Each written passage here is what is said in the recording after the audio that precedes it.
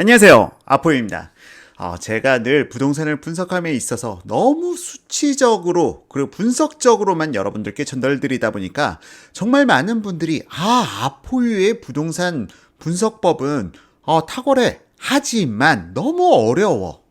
내가 접근하기엔 난 무슨 소린지 잘 못 알아듣겠어. 나는 아포유가 주장하는 내용에 대해서 공감이 어려워. 라고 말씀하신 분들이 많아요.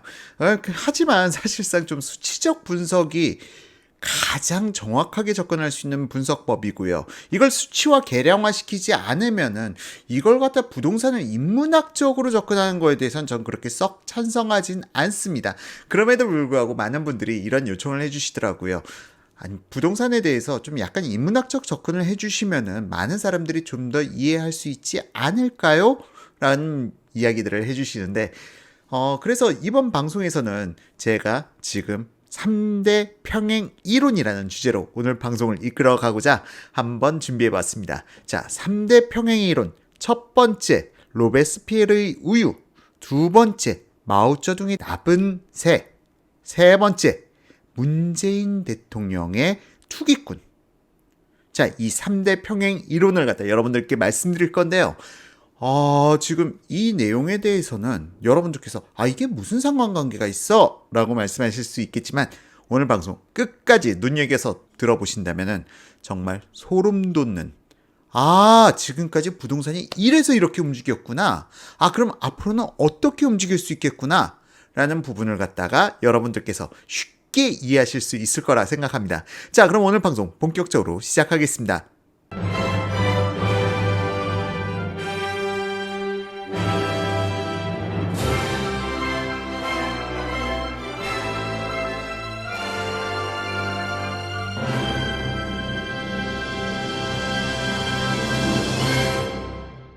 자, 먼저 평행 이론에 대해서 여러분들께 말씀드린다고 하면요.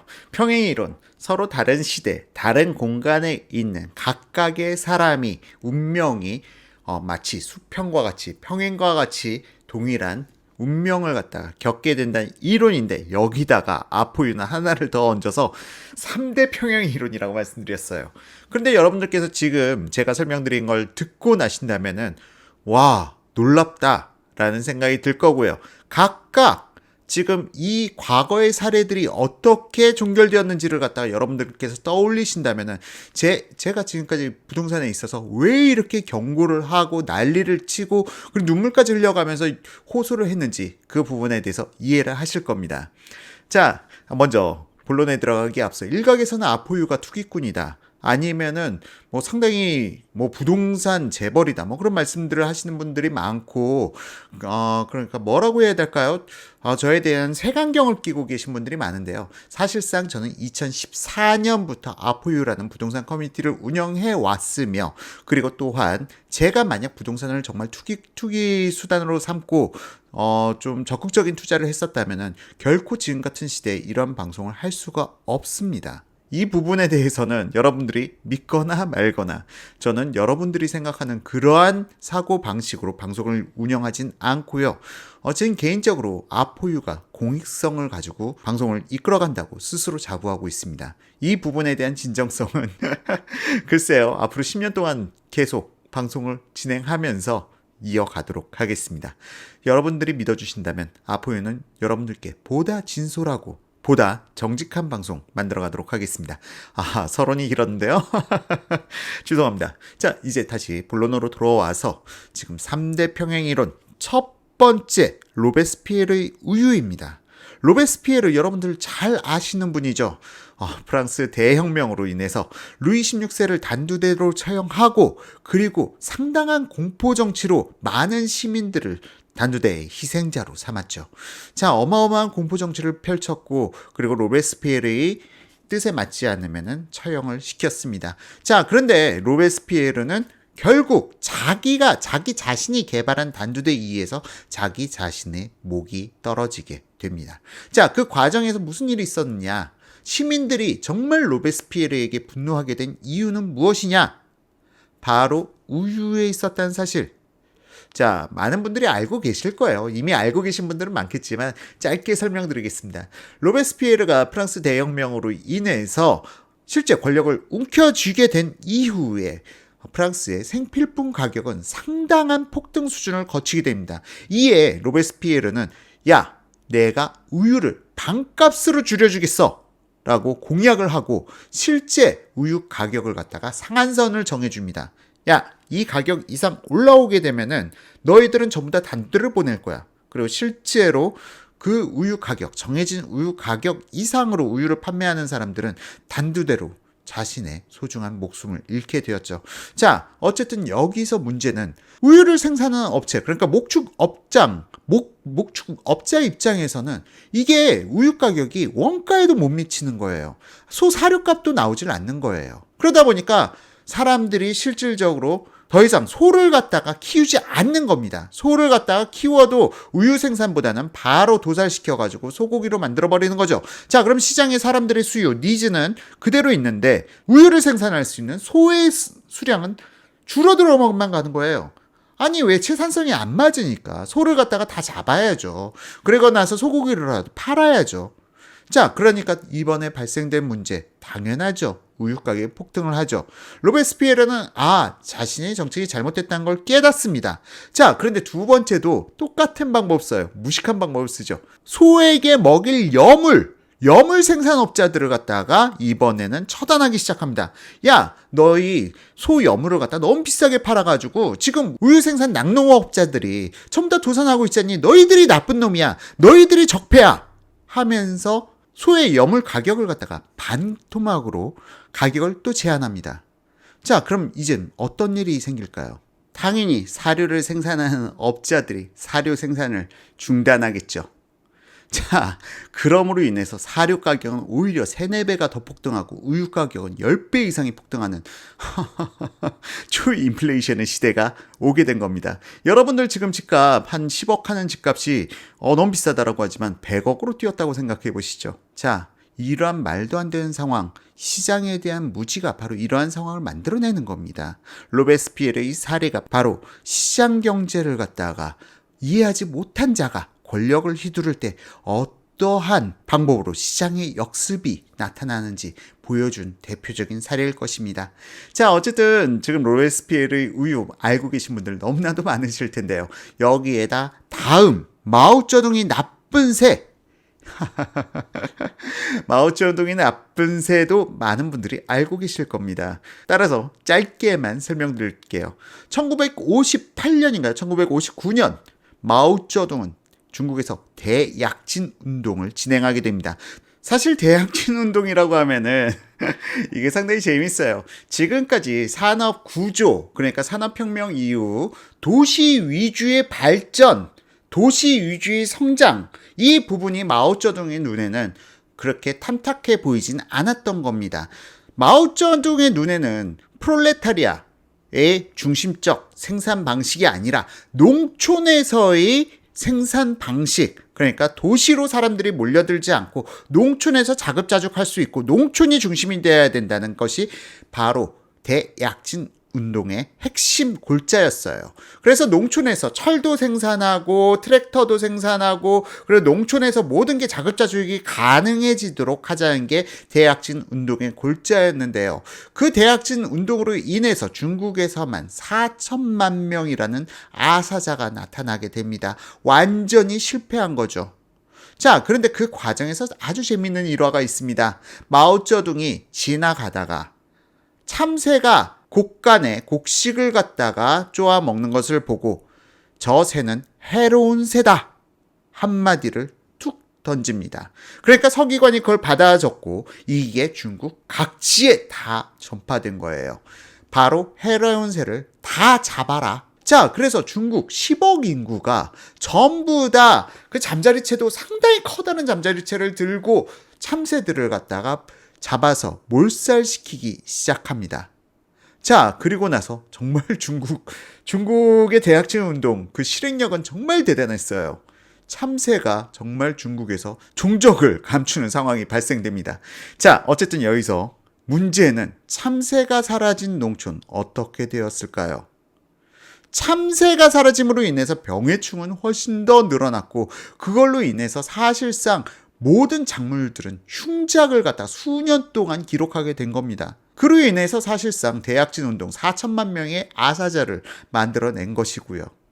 자, 그렇기 때문에 사실상 내 눈에 보이는 것이 전부가 아니다. 세상은 내가 눈에 보이는 것이 전부가 아니요. 그 참새가 또 이로운 구석도 있었던 겁니다. 자, 이를 보듯이 사실상 실행력이라는 것은 상당히 위험합니다. 권력이라는 건 상당히 위험해요. 내가 모든 걸 잘 알고 있지 못한 상태에서 내 눈에 보니까 나빠 보여 하고 나서 쟤네들은 적폐야, 쟤네들은 나쁜 새야, 다 죽여버려. 이렇게 되면요, 사실상 시장은 붕괴, 그리고 그거에 대한 역습이 나타나게 되는 겁니다. 자, 그런데 지금 아포유님께서 지금 로베스피에르의 우유 말씀하셨고요.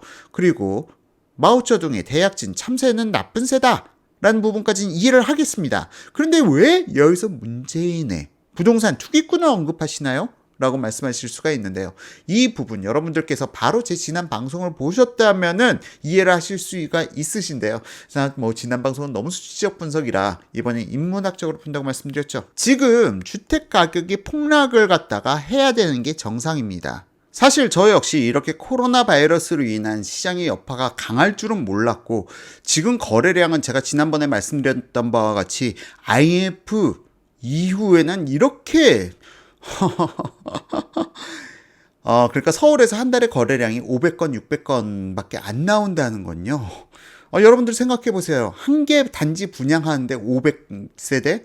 소형 단지입니다. 서울 전체에서 거래량이 500건에서 600건 밖에 나오질 않았다? 이거는 대참사인 거예요. 자, 그러한 상황 속에서 지금 부동산 가격이 오히려 보합 내지 상승을 하고 있다? 이거는 사실상 무언가 비정상적인 상황인 겁니다. 그래서 제가 지난 방송에서 한번 전세가를 살펴봤죠. 전세가를 살펴봤더니 오히려 서울에서 아파트 가격대가 빠진 상품군에서는 전세가가 더 급등하는 현상을 갖다 여러분들께서는 지난 방송을 통해서 확인해 보실 수가 있었을 겁니다. 자, 이 부분이 왜 그런가요? 바로 지난 로베스피에르의 우유 정책, 바로 우유 낙농업자를 적폐로 몰더니 그 다음에는 사료 제조업체들을 적폐로 만들어버렸어요. 그리고 나서 자기가 정해준 상한선을 지키지 않는 제조업자들은 다 단두대로 가가지고 처형시켜버렸습니다. 자, 마오쩌둥의 나쁜 새가 적폐예요. 새를 다 잡아 죽여버렸어요. 그랬더니 이 새들이 하는 순기능적인 역할들을 갖다가 대체해 줄 수 있는 그런 수단이 없었던 거죠. 병해충이 창궐해서 중국의 모든 벼농작들은 병해충의 폐해로 인해서 몰락하게 됩니다. 자, 지금 투기꾼들을 갖다가 지금 정부에서는 적폐로 몰고 있어요. 자, 그랬더니 나타난 현상이 뭐죠? 지난 방송에서 제 방송을 보신 분들은 기억하실 겁니다. 바로 지금 투자자들은 매도를 갖다가 하고, 그 투자 상품을 갖다가 새로 매수한 사람, 투자자들이 새로 매수를 하지 않았어요. 실수요자들이 많이 매수를 했어요. 자, 그러므로 인해서 이 투자자가 실수요자한테 팔았어요. 이건 실수요자야. 이분 매수자는 실수요자니까 들어와서 살아야 돼. 그럼 이전에 투자자가 팔았던 물건에서 거주하던 세입자는 어떻게 해야 되나요? 이 세입자는 나가야 돼. 어쩔 수 없어. 자기가 살던 집이 팔렸으니까 이 세입자는 나가면서 다른 지역으로 이동하지 않는 한. 근데 우리가 아이들 초등학교, 중학교, 고등학교 들어가 있다면은 이사하는 게 쉽지 않죠. 같은 지역에서 가야죠. 자, 같은 지역에서 옮겨가야 되는데 그러면은 전세 물건이 나와야 되잖아요. 아니면 다른 집들은 다 사람들이 살고 있는 집이잖아. 그러면은 새로운 물건이 들어오려면 투자자가 사야 돼. 아니, 난 여기 거주하지는 않을 건데 난 투자 목적으로 사야 돼. 그래야 전세 매물이 나오는 거예요. 임대차 매물이 그래야 나올 수가 있는 것인데 그런 매물들이 없어. 왜? 투자자들이 지금 살 수 있는 형편이 안 되니까. 자, 그러니까 어떤 현상이 나타나죠? 이 사람들은 다른 데로 이사 가기 싫으면은 다른 세입자가 있는 주택에 대해서 내가 전세금을 더 올려줄 테니까 나한테 집을 주세요 라고 할 수밖에 없는 거예요. 다른 데로 쫓겨나지 않으려면은. 지금 이 상황이 서울 각지가 아니라 25개구 전체에서 발생되고 있는 상황이라고 보시면 됩니다. 세입자들이 집이 팔려서 나왔는데 이사갈 집이 없다. 내가 이사가기 위해서는 다른 세입자, 전세 세입자가 살고 있는 집에 내가 더 전세금을 올려줄 테니 나한테 전세를 주세요 하는 수밖에 없다. 그러므로 인해서 전세가가 상승하는 거예요. 수요와 공급의 법칙에 의해서 모든 가격은 결정이 되는 겁니다. 탐욕에 의한 게 아니에요. 수요와 공급의 법칙인 거예요. 자, 그런데 지금 정부에서는 지속적으로 2주택자 이상은 대출도 안 돼, 적폐로 몰아, 사회적으로 고위공직자들은 한 주택 남기고 다 팔라고 했죠. 자, 그러면 더 이상 실질적으로 내가 여기서 모험을 하지 않겠다는 이상 요즘 투자하시는 분들은 그렇게 많지는 않아요. 실질적으로 매수하는 세력들은 거의 대부분 다 실수요자야. 자, 그럼 지금 같은 상황에서 쫓겨난 사람들은 어떻게 해야 되냐는 거예요. 내가 살고 있던 집이 실수요자한테 팔렸어. 그럼 내가 살고 있던 집에서 나와야 돼. 이 사람들은 어떻게 해야 되냐는 거야. 아니, 정부에서 그렇게 투기꾼이라고 하면서 2주택자 이상을 갖다 적폐로 몰지 않았다면은 그런 사람들이 계속 집을 사면서 또 빈집이 나와. 그러면 또 전세를 구하면 돼. 근데 요즘 매수자들은 다 실수요자야. 그럼 이 사람들은 임대차 매물이 없어요. 다른 곳으로 이사가고 쫓겨나기 싫으면은 다른 사람이 살고 있는 전세주택에 전세금을 올려줘서 내가 들어가는 수밖에 없다니까요. 자, 이게 지금 바로 로베스피에르의 우유 사태나 아니면은 마오쩌둥의 대약진 운동, 참새, 저새는 나쁜 새다. 이 상황과 다를 게 무엇이 있는 겁니까? 제가 지속적으로 여러분들께 말씀드려왔습니다. 임대인이 있어야 임차인이 존재할 수 있는 거라고요. 자, 그런 지금 같은 상황에서 전세가 폭등은 당연히 나타날 수밖에 없는 거죠. 전세가 급등 현상들이 여러 단지에서 나타나고 있습니다. 자, 이러한 상황 속에서 사실상 매매가가 떨어지기가 쉽지가 않은 거죠. 더욱이 이 쫓겨난 세입자와 같은 경우는 나는 사실상 더 오래 전세를 살고 싶었어, 월세를 살고 싶었어 라는 생각을 가지고 있다가도 전세가 구할 데가 없으면 어떻게 해야 됩니까? 집을 사야죠. 자, 어쨌든 이러므로 인해서 다시 매매가는 올라갈 수밖에 없어요. 이거는 사실상 경제를 어느 정도만 정말 경제에 대해서 고민을 조금만이라도 해보신 분들은 바로 알아요. 내가 실질적으로 임대차를 놔보고 오히려 투자자들이 시장에는 좀 더 밝습니다. 투자자들이 시장에는 좀 더 밝아요. 언제 팔아야 되고 언제 사야 되고 이런 부분 일반 실수요자들보다는 투자자들이 훨씬 더 눈이 밝습니다. 자, 그렇다면은 지금 현재 왜 가격이 폭락하지 않는가? 이렇게 거래량이 폭감했는데 왜 가격이 떨어지지 않는가? 라는 부분에 대한 해답이 명확한 거죠. 보이니까. 앞으로의 시장이 보이니까. 자, 그런데 이렇게 단순한 상황, 여러분들 한번 생각해 보세요. 너무나도 단순하지 않나요? 가격이 왜 오를 수밖에 없는지, 전세가가 왜 오를 수밖에 없는지, 왜 전세가 사라지고 다시 월세화로 복귀될 수밖에 없는지, 제 설명 능력이 그렇게 부족하다고 생각하진 않습니다. 오프라인 강의도 수백 차례 해봤고 했기 때문에 제가 그렇게 어렵게 설명드리지 않았을 거예요. 만약 이해가 안 되신다면 다시 한번 보시길 권장드립니다. 주택가격이 어떻게 되겠습니까? 그리고 저희 논리에 반박하실 수 있는 폭락론자들 계신다면 환영합니다. 제 논리를 깨트려 주십시오. 저는 폭등을 희망하는 사람이 아닙니다. 지금 실질적으로 6년째 저는 부동산 정보 제공 업을 통해서 생계를 유지해왔고 저는 지속적으로 이 업을 유지하고 싶습니다. 부동산의 붕괴를 원하지 않습니다. 하지만 지금 문재인 정부의 부동산 정책은 부동산을 붕괴시키는 정책입니다. 여러분들 그 결과 로베스피에르가 어떻게 되었는가? 마오쩌둥의 대약진 운동 실패로 인해서 4천만 명이 굶어 죽는 그런 사태들. 지금 현재 문재인 정부가 현재의 부동산 정책을 그대로 유지해 간다면 그 결과는 바로 로베스피에르의 우유 사태라든가 아니면 마오쩌둥의 대약진 운동과 같은 참사를 만들어낼 수가 있습니다. 상당히 무거운 주제인데 무서운 이야기죠. 자, 그렇기 때문에 사실상 저는 저는 그렇게 극우가 아닙니다. 저는 글쎄요, 극우? 저는 시장경제 옹호론자이고요. 무언가 잘못된 정책에 대해서는 이렇게 비판을 할 수가 있어야 되는 겁니다. 그런데 제가 현 정부를 비판했다고 해서 그리고 문재인 대통령에게 망신을 줬다고 해서 제가 극우로 물리고 저를 갖다가 손가락질을 해야 되는 그러한 국가가 대한민국이 되어버린다면 더 이상 누가 무서워서 정부의 잘못된 정책을 비판할까요? 로베스피에르나 마오쩌둥이나 동일한 부분이 있었습니다. 자기의 생각과 다른 사람들은 다 처형시켰으니까요. 지금 현 정부가 그걸 닮아가는 것 같아서 상당히 우려스럽습니다. 자, 어쨌든 이상으로 오늘 방송 마치고요. 여러분들께 항상 유용한 부동산 정보 제공해드리기 위해서 앞으로도 노력하도록 하겠습니다. 지금까지 시청해주신 분들께 진심으로 감사드리며 오늘 방송 마치겠습니다. 감사합니다.